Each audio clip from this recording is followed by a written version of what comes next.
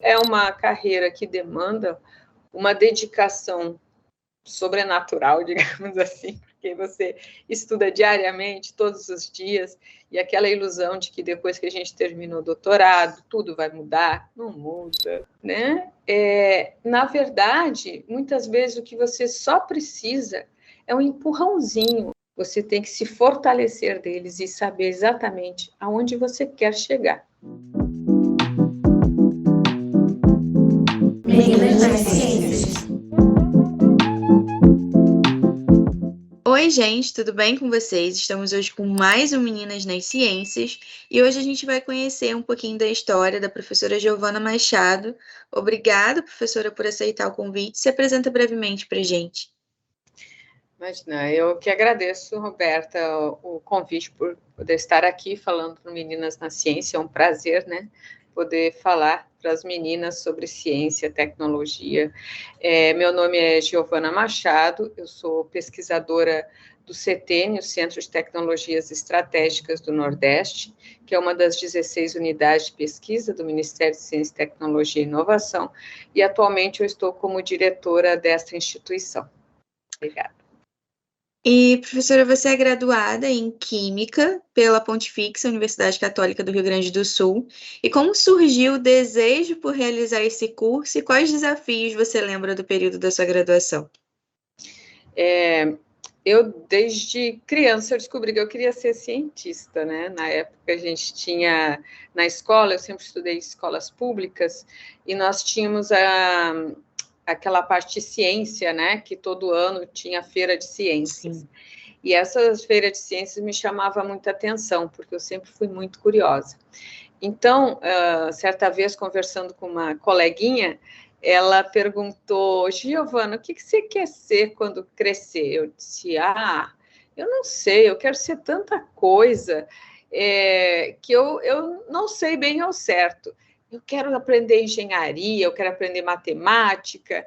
Aí ela falou: Giovana, então você quer ser cientista. Você quer saber tantas coisas assim? E aí eu fiquei pensando, cientista, né? Acho que foi esse o caminho, né? Que eu acabei seguindo. Então, a minha história de ciência, ela veio desde criança. Eu fiz química, né? Minha irmã também fazia química. Eu me apaixonei pela química e pelo mundo de tudo que a gente pode descobrir ali, porque ela está no nosso dia a dia, em todas as coisas. E foi ali que eu resolvi seguir a minha carreira acadêmica, né? Indo para o meu mestrado, doutorado e depois, mais tarde, o pós-doc e concursos, né, dentro dessa área. Sempre tive convites para empresas, mas eu sempre quis seguir a carreira realmente acadêmica, foi a minha vocação. E aí você seguiu, né, pela carreira acadêmica, realizou seu mestrado em Ciências dos Materiais pela Universidade Federal do Rio Grande do Sul. E como foi aí tomar essa decisão por seguir essa área das ciências? Conta um pouquinho de como que é para a gente a área das ciências materiais e que pesquisa você realizava nessa área. Então, é uma área extremamente interessante, porque ela é muito multidisciplinar, né? Na ciência dos materiais, você aprende sobre propriedades físicas, mecânicas dos mais diversos materiais, metálicos, poliméricos, cerâmicos, né? E quando eu comecei a investigar, e exatamente pelo fato de eu gostar de aprender muito sobre muitas coisas, a área de ciências dos materiais, ela acaba relacionando a parte de química, física, engenharias, né, as diversas áreas. Então, é um mundo muito encantador. Eu fiz o meu mestrado na parte de tintas, né, era um projeto que era para uma empresa, e depois disso eu fiz o meu doutorado na área de polímeros, né? Eu acho muito importante a gente diversificar. Eu entendo que às vezes os alunos querem sempre ficar na mesma. Comecei trabalhando com células no mestrado, na iniciação, quero fazer no mestrado, quero fazer no doutorado. Nada contra, mas às vezes a gente diversificar, aprender sobre diferentes tipos de energias renováveis, por exemplo, hidrogênio, né? Outros projetos. Que o ganho que você tem com isso é enorme, né? Em científico e aprendizado. Então, sempre eu fui muito curiosa, sempre buscando diferentes formas de aprendizado, de diferentes áreas. E como foi dar mais um passo acadêmico, né, realizando seu doutorado também em Ciências de Materiais na Universidade Federal do Rio Grande do Sul?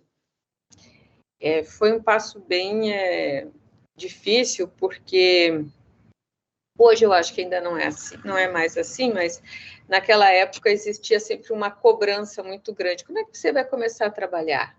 Quando é que você vai? Ainda existe.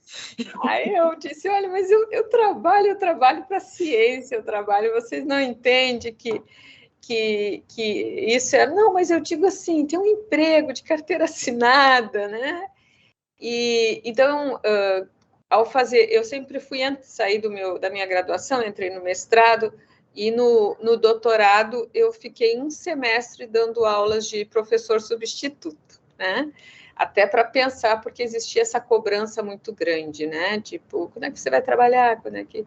E ali eu descobri que eu realmente gostava dessa parte acadêmica de trabalhar com a pesquisa, sempre foi a minha paixão, e que, apesar de ter empregos, né, na época, de outras empresas que queriam contratar, eu sempre acabava fugindo, assim, me atrasando para as entrevistas, né? E até que uma vez uma pessoa falou, você realmente quer trabalhar aqui? Porque você está sempre fugindo? Eu disse, nossa, pior que eu estou sempre fugindo, porque eu não quero, e eu não sei como dizer não, né?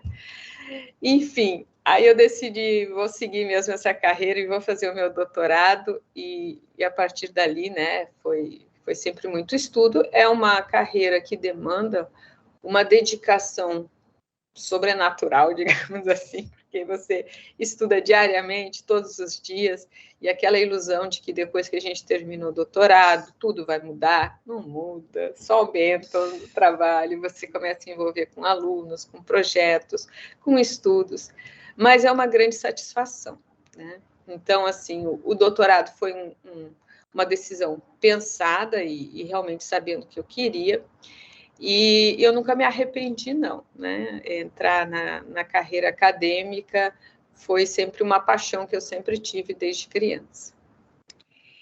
E você realizou um período de pós-doutorado. Queria que você falasse, você comentou aí que nunca acaba, realmente nunca acaba, só aumenta.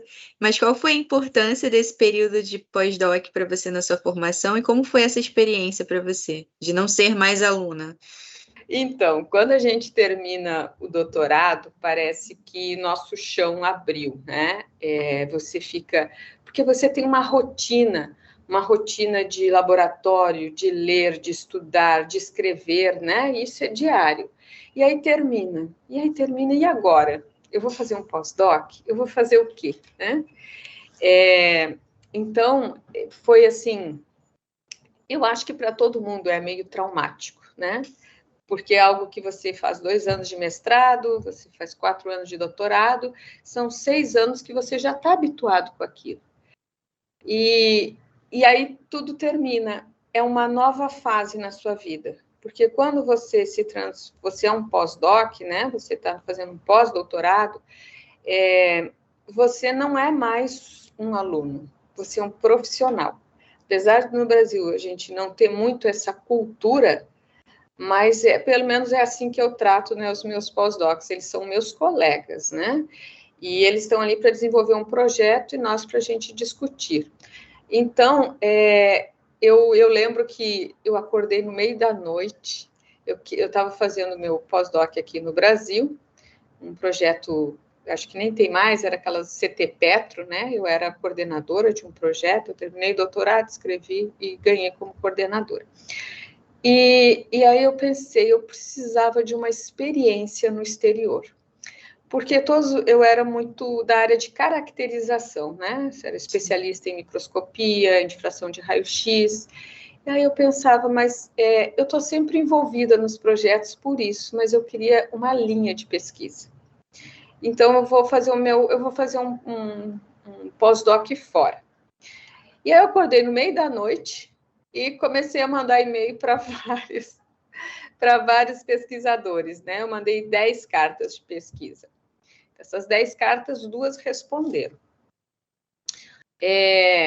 Uma nos Estados Unidos e uma outra na Polônia, né? E da Polônia eu achei interessante, mas o que eu queria era o MIT. E aí, conversando com o professor, eu disse, na verdade, ele falou, Giovanna, eu posso arrumar um pós-doc para ti na França, para trabalhar nessa área. Eu disse, não é muito que eu gosto. Eu queria mesmo ir para o MIT, porque lá é a parte de engenharia de materiais, tem coisas muito interessantes. E por que tu não vai? Eu disse, porque eu já escrevi e eles não responderam. Aí ele me falou, você escreveu como? Pedindo bolsa. Então não peça, diga que você já tem. Eu disse, mas eu não tenho. Aí ele disse, mas diga que tem. Aí eu disse, tá bom. Aí eu escrevi dizendo, olha, se eu tiver bolsa aqui, talvez, vindo pelo Brasil, vocês teriam interesse? E na mesma hora ele respondeu.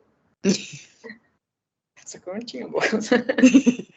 Então, como eu entrei no CNPq e na CAPES e fui pedir, né, a bolsa, isso levava um trâmite de 3 meses. Eu disse, olha, aqui a burocracia é um pouquinho longa, então vamos aguardar. Ele não tem problema, a gente aguarda.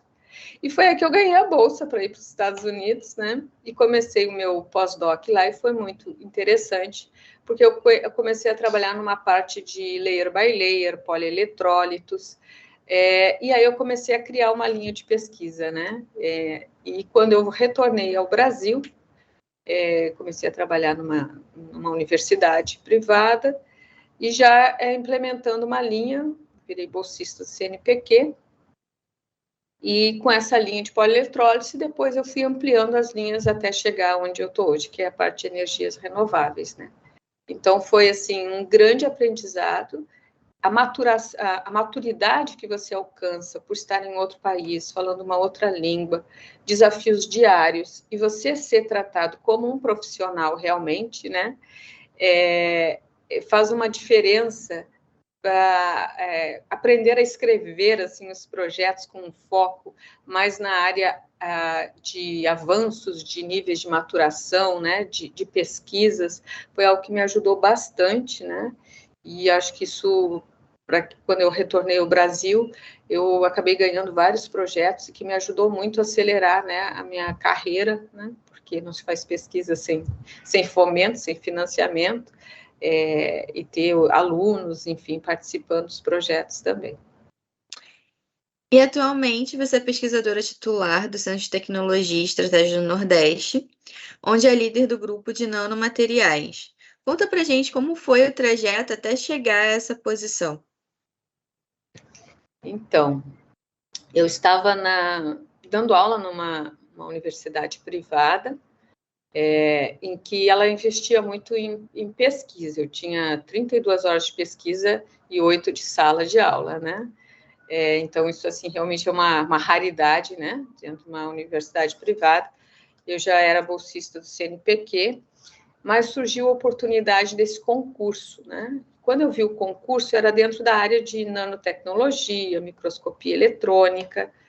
Eu morava no Rio Grande do Sul e esse concurso era no Recife. Aí pensei, bom, não, é o que eu ensino para os meus alunos sempre, eu digo, não, a gente sempre tem. Então, a gente sempre vai em busca do sim, né?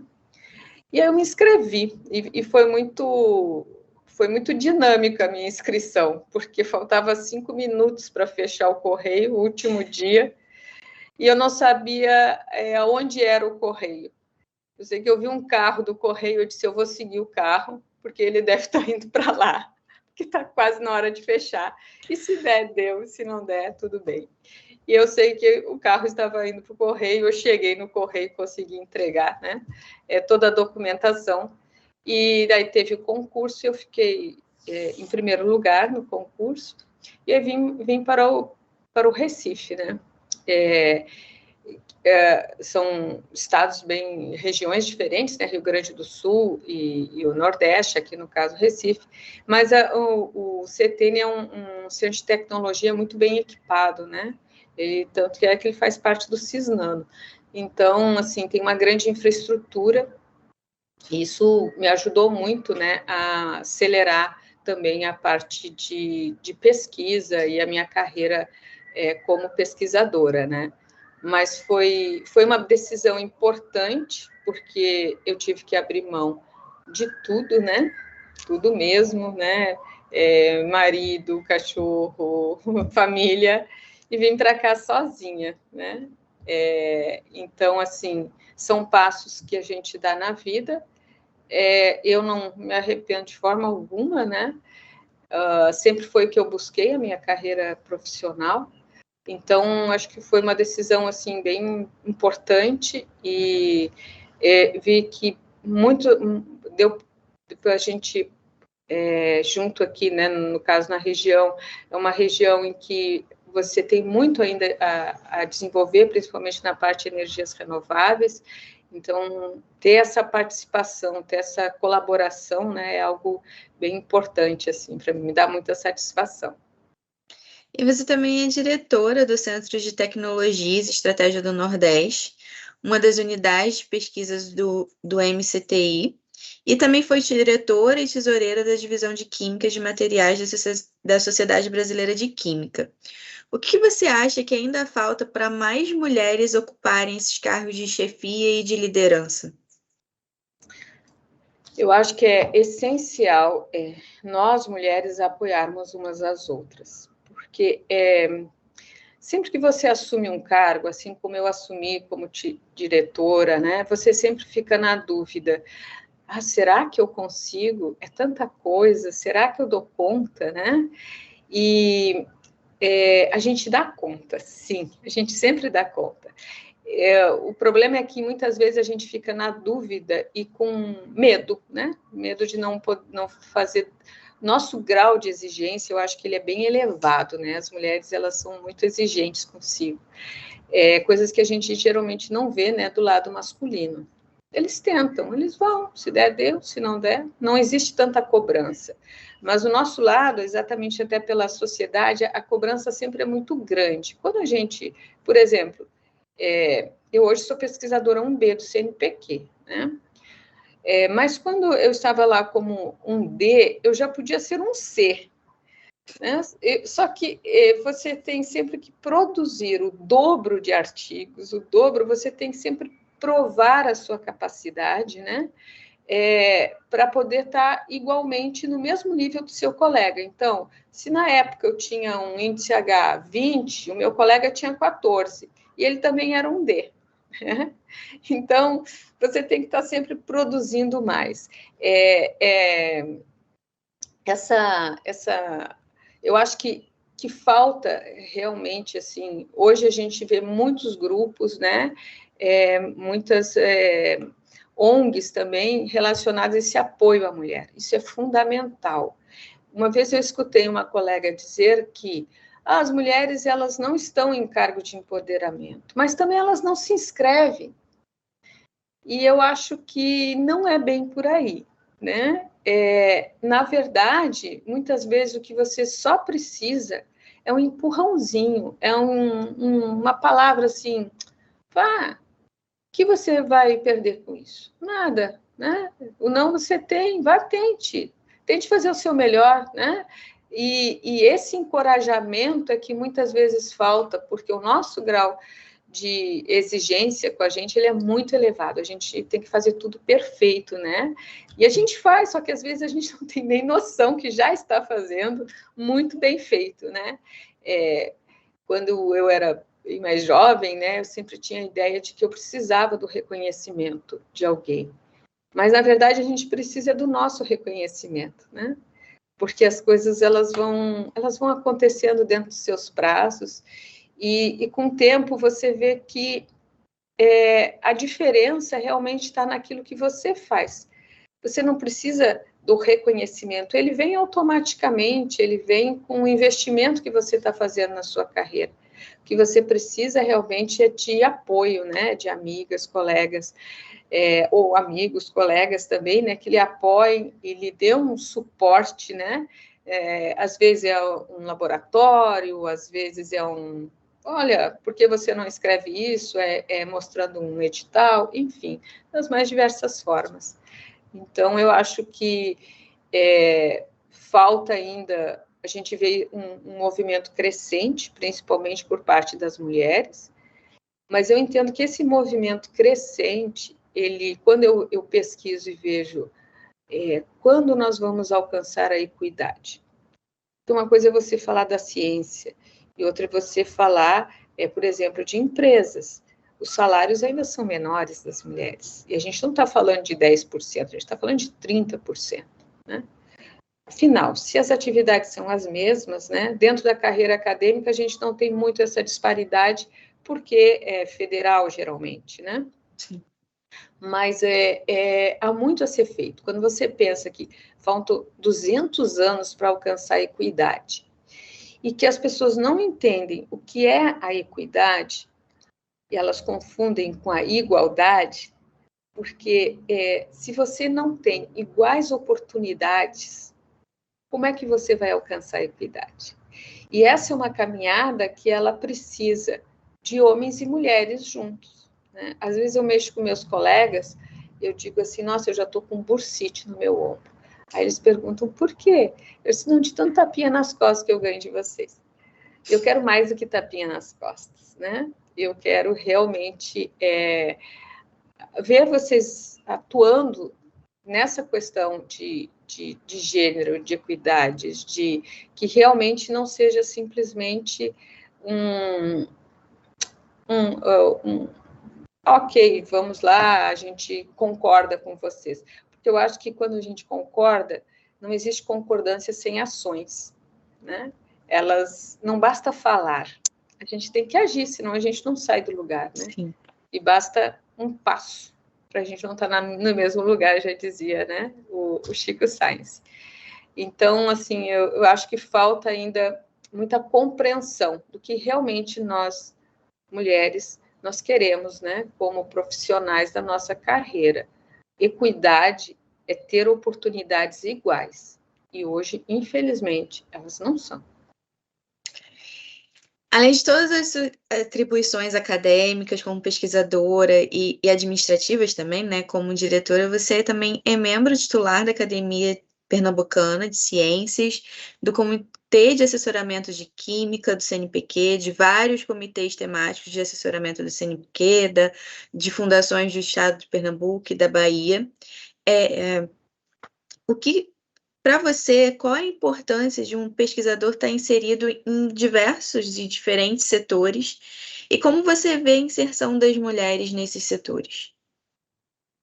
Então, eu acho extremamente importante, né, como cientista, a gente está participando dessas decisões que têm foco.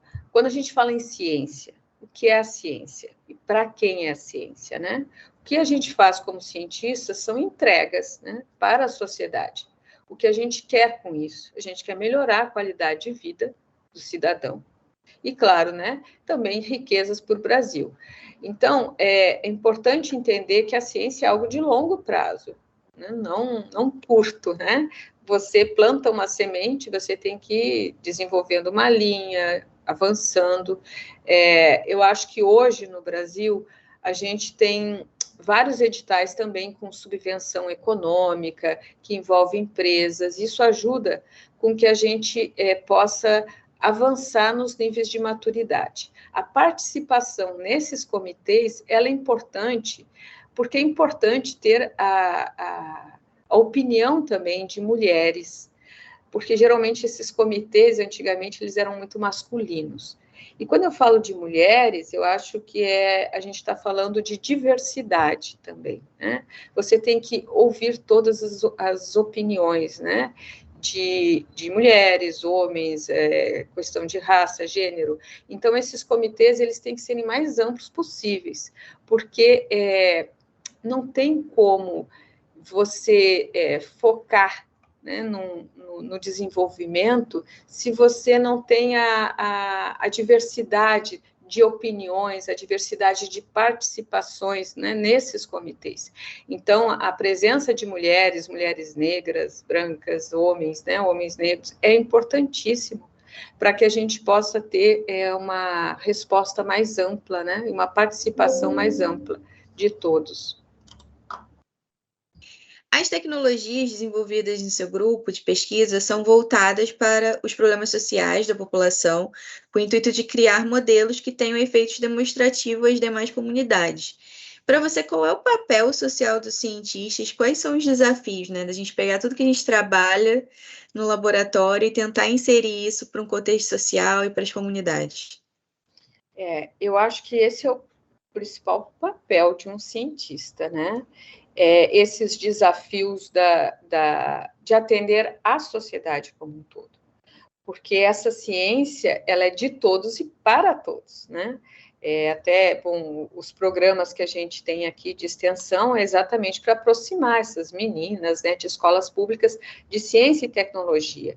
Eu acho que um ponto muito importante, que é algo que a gente tem feito com frequência lá no CTN, são simpósios com a academia, simpósios com a empresa, simpósios com o governo, com as secretarias de ciência e tecnologia, né, de cada estado, e para entender exatamente quais são os gargalos, quais são os problemas que têm que serem resolvidos, porque esse é o nosso papel, né? É achar soluções, é desenvolver ciência, é desenvolver inovação, é desenvolver tecnologia. Para quem? Para a sociedade. Então, e um ponto que eu sempre digo para os pesquisadores com quem eu trabalho nós temos que pensar em uma ciência sustentável. Então, se hoje a gente está fazendo um tratamento, vamos hoje desenvolver um dispositivo para fotodegradação e mineralização de poluentes. Isso tem que acontecer e tem que ser desenvolvido de uma forma sustentável, que isso não prejudique mais o meio ambiente ainda. Vamos desenvolver tecnologias para células de perovskitas. As que tem hoje são de chumbo. Então, qual é o papel, né? No grupo que eu lidero, a gente tem 30 pessoas. São 20 pesquisadores e 10 alunos de pós-graduação. Os alunos de pós-graduação, eles ficam na pesquisa mais básica. E os pesquisadores, eu peço para que eles peguem um projeto-mãe e entendam qual é o problema. O que está fazendo com que essa tecnologia ainda não avance? Existem muitos problemas, pois vamos tentar solucionar um deles. A gente não precisa... Então, acho que a gente não precisa reinventar a roda, né? Mas a gente precisa, sim, ter como desafio uma ciência mais sustentável, atendendo essas demandas, né, da sociedade. Então, é você sair do seu quadrado, olhar de fora e compreender. Olha, as células perovskitas não avançam porque elas têm problema de toxicidade, elas têm problema de umidade. Então, que tecnologias nós podemos desenvolver para atender a essa demanda específica? Eu vejo a ciência como isso, uma solução de problemas, mas que tem que ser buscado de forma mais sustentável ainda, para que a gente possa atender a sociedade, né? E de uma forma ecologicamente correta, digamos assim. E desde 2012 você contribui para a popularização da ciência, tendo fundado o programa Futuras Cientistas, onde atua como coordenadora. Conta um pouco sobre a importância desse projeto para a gente. Esse projeto é minha paixão. Eu acho que Meninas na Ciência acho que vai bem ao encontro disso também. Então, quando eu cheguei, como mulher, eu encontrei muitas barreiras, né? A gente vê um machismo estrutural na carreira de ciência, independentemente da região que a gente está. Esse machismo estrutural, ele está não só no Brasil, mas em vários outros países. E isso me fez pensar, né? Quando eu conversava com as minhas colegas, e a maioria dizia que não se sentia desprestigiada, ou não sentia problemas, que elas achavam que tudo estava ok, né? Não via esse machismo. Mas quando eu ia lá no CNPq e eu olhava o número de bolsas, eu dizia, mas como não existe? Se a gente é 50%, né? Mais até. Por que a gente é só 2% aqui? Olha só, mulheres na física é 2%, 3%. Bolsas 1A do CNPq, se a gente produz tanto, e aí eu comecei a fazer assim umas tabelas, né, de mulheres por região e tudo, a gente produz tanto, por que a gente é uma minoria ainda? E aí, quando eu conversava com elas, eu não tinha esse apoio. Então, eu entendi que eu precisava, então, escutar as pessoas que vinham antes de mim. E de que forma eu podia mudar isso com essas pessoas, né? Foi aí que surgiu a ideia de montar um programa para meninas de escolas públicas. E aí eu fixei no ensino médio, no segundo ano, porque no primeiro elas estão entrando, no último elas estão com vestibular, né? E entendendo essas meninas, eu verifiquei, escutando essas meninas, que elas não escolhiam muitas as áreas de ciência e tecnologia, onde a gente ainda é minoria, algumas delas, porque elas não conheciam. Elas não sabiam o que era ciência, o que era tecnologia, que a engenharia estava ao alcance delas, que tantas outras áreas, né, elas poderiam sim ingressar. E aí surgiu essa ideia desse programa Futuras Cientistas, que é exatamente para aumentar o número de meninas e professoras, porque ele é também para as professoras, nas escolas públicas. E por que escolas públicas, né? Porque é exatamente para atender um público, né, da sociedade que muitas vezes não tem opções, que não consegue ter acesso a bons laboratórios, né, como a gente vê em escolas privadas, por exemplo. Então, a ideia foi aproximar essas meninas e dizer, olha, tá vendo que é ciência? Olha tudo que você consegue fazer. E você consegue, porque você está aqui fazendo, né? E isso fez com que elas se encantassem.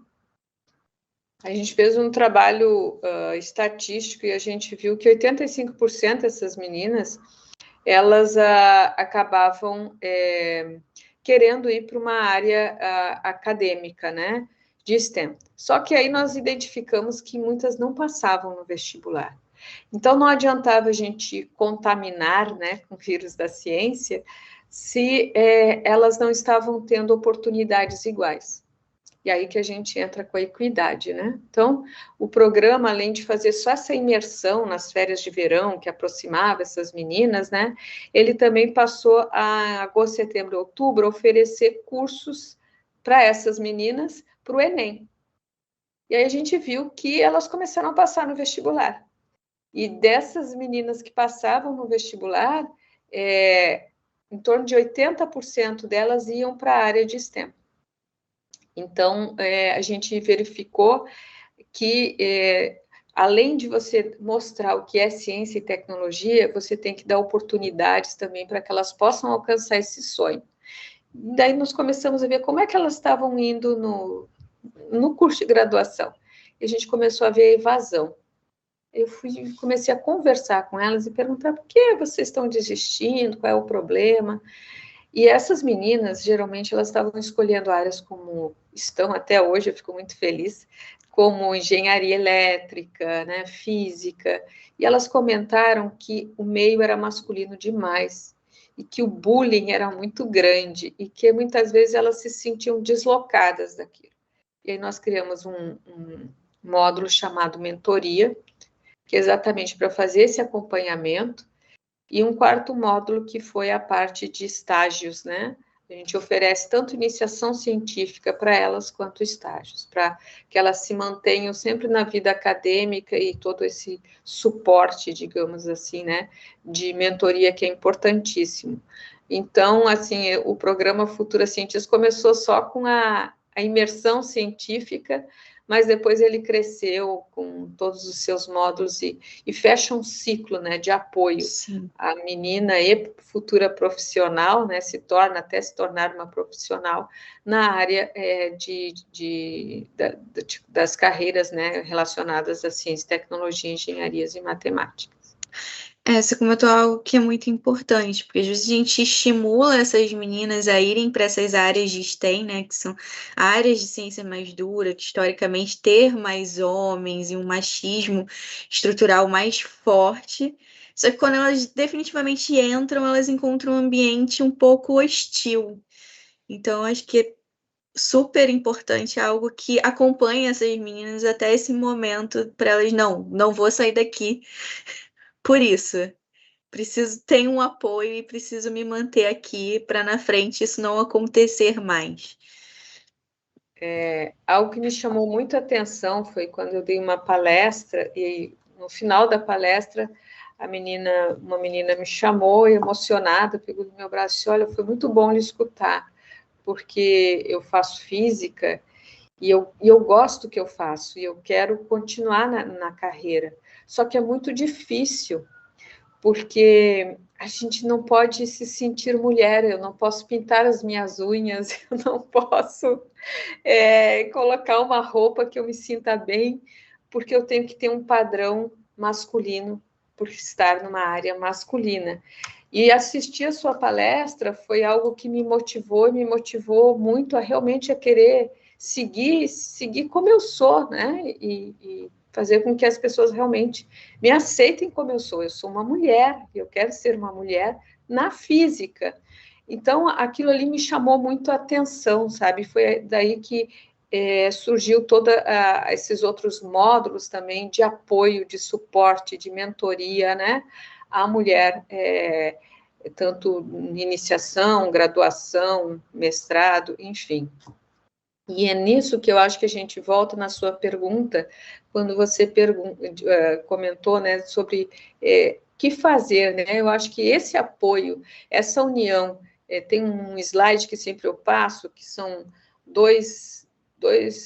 um homem e uma mulher. Um homem na frente de uma escadaria, onde todos os degraus têm mesma distância. E a mulher, um é pequenininho, um é grande, um é pequenininho, um é grande. E aí eu pergunto, como é que a gente pode subir lá em cima? Né? Porque o segundo degrau ele é enorme. E surge muitas sugestões, mas eu acho que a principal delas é que cada cidadão, né, seja um degrau, para que a gente se curve, né, e se transforme em um degrau para que o outro possa subir e o outro possa subir, porque isso é uma sociedade com equidade, né? Mulheres e homens se apoiando para que todos possam realmente galgar o seu lugar, né, de direito. E, na sua opinião, qual é o papel dessa nova geração de meninas nas ciências?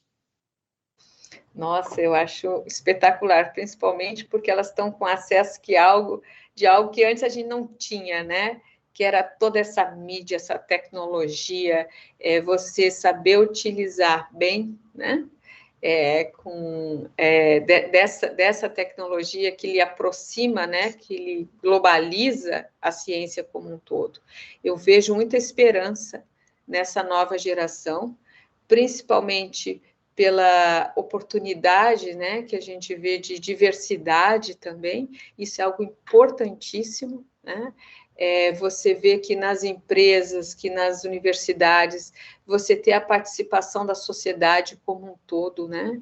De tentar se alcançar um equilíbrio maior em relação à raça, gênero, cor, né? Porque isso é o que faz a grande diferença. Isso é o que realmente aproxima nós mais de ciência e tecnologia, que ciência não é algo de um homem branco, né? É de todas as raças, cores, enfim. Então, eu vejo que essa nova geração, ela tem uma mentalidade muito mais aberta, né? Menos preconceituosa. Então, eu vejo muita esperança nisso. Eu acho que o futuro será ótimo. E ao longo da sua vida e da sua carreira, quem foram as mulheres que te inspiraram? Eu tive uma professora na terceira série. Nem se fala mais terceira série, né? É o ensino fundamental agora. Mas era o terceiro ano. E ela era uma mulher solteira e morava sozinha, e eu achava aquilo muito interessante. Ela ensinava sobre ciência, sobre política, né? Ela fazia a gente pensar o que a gente achava do imposto de renda, por exemplo, ela explicava o que era. Então, foi uma pessoa que me construiu muito, principalmente na parte de ser crítica, né? Minha mãe é uma grande referência também, foi uma mulher que sempre trabalhou, enfim.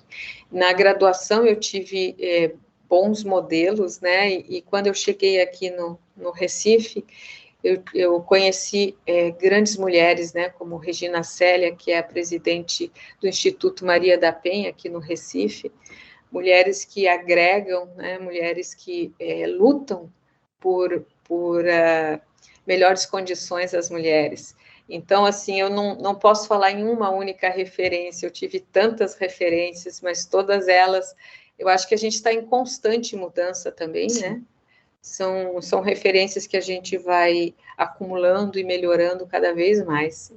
Mas cada fase tem algumas que me inspiram muito. E se você pudesse entrar numa máquina do tempo e encontrar a Giovana do futuro, o que você diria para ela e como que você acha que ela vai estar? No futuro ou no passado? No futuro. Uma máquina do tempo indo para o futuro. Eu acho que acreditar. Nunca, jamais desistir. Jamais se punir, né? Olhar sempre para frente, porque o que passou, águas passadas não vão mais mover moinhos. Então, veja o que dá para fazer daqui para frente, né? E eu acho que as oportunidades... Eu sou muito esperançosa, eu acho, eu acredito demais em tudo. Eu acho que... E a gente tem que acreditar, né? Porque se você deixar de sonhar, o que vai sobrar? Eu sonhava ter o Futuras Cientistas em todo o Brasil. Isso vai acontecer, né? Em 2023. Eu sonhava poder desenvolver ciência de qualidade com transferências de tecnologia. E essas coisas vão acontecendo, vão avançando. Então, é importante a gente traçar uma meta, né? Muitas vezes ela não é reta, ela faz muitas voltinhas, mas eu acho que eu diria para ela, nunca perca a esperança, não. Sempre vá em frente. E agora eu vou falar algumas palavras para a gente ir para as nossas rapidinhas e você tenta me dizer o que ela significa para você em uma palavra ou frase. Começando por química. Solução. Tecnologia. Avanços. Pesquisa. Conhecimento. Extensão. Aproximação da sociedade. Meninas nas ciências. O futuro do Brasil. E para a gente terminar a nossa entrevista, eu queria que você deixasse aí uma mensagem de incentivo, mais uma mensagem, né, de incentivo, para essas meninas seguirem seus caminhos nas ciências ou em qualquer outra área que elas desejem estar. Certo. Olha, primeiro eu quero agradecer muito o convite aí de Meninas das Ciências, tá? Para poder hoje estar aqui conversando com você, Roberta, e com todas as meninas que vão assistir. Mas eu quero dizer o seguinte, que nada é muito fácil na vida, e é bom que não seja. É bom porque as experiências, as coisas que vêm muito fácil, a gente acaba não dando muito valor. Quando você luta por aquilo que você quer, você sabe o valor real daquilo. Dificuldades vão sempre existir. O importante é a gente nunca desanimar, porque são esses obstáculos também que vão nos tornar mulheres, né, ou pessoas mais fortes, mais determinadas. Se você tem dúvidas, converse, busque orientação. Hoje a gente tem a internet aí, né, uma série de oportunidades também, busque saber a verdade das coisas, isso é muito importante, e nunca desanime. Não são os problemas que devem lhe tirar, né, do seu foco. Você tem que se fortalecer deles e saber exatamente aonde você quer chegar, que a gente bem sabe que lugar de mulher é onde ela quiser, né? Então, não desanime. Em qualquer dúvida também, acho que tem o Meninas nas Ciências, que pode apoiar, o Futuras Cientistas, que vocês podem conversar, estão todos aí super disponíveis, né, para poder apoiar mais meninas nas ciências, mulheres nas ciências. Obrigado mais uma vez, professora, por estar aqui conosco nessa entrevista. Eu que agradeço, muito, muito obrigada aí por este convite, eu fiquei muito feliz. E é isso, pessoal. Logo voltamos com mais Meninas nas Ciências. Não esqueçam de compartilhar esse vídeo, que você pode assistir aqui no YouTube ou ouvir nas nossas plataformas de podcast, no Spotify, na Amazon Music. E logo voltamos com mais Meninas nas Ciências.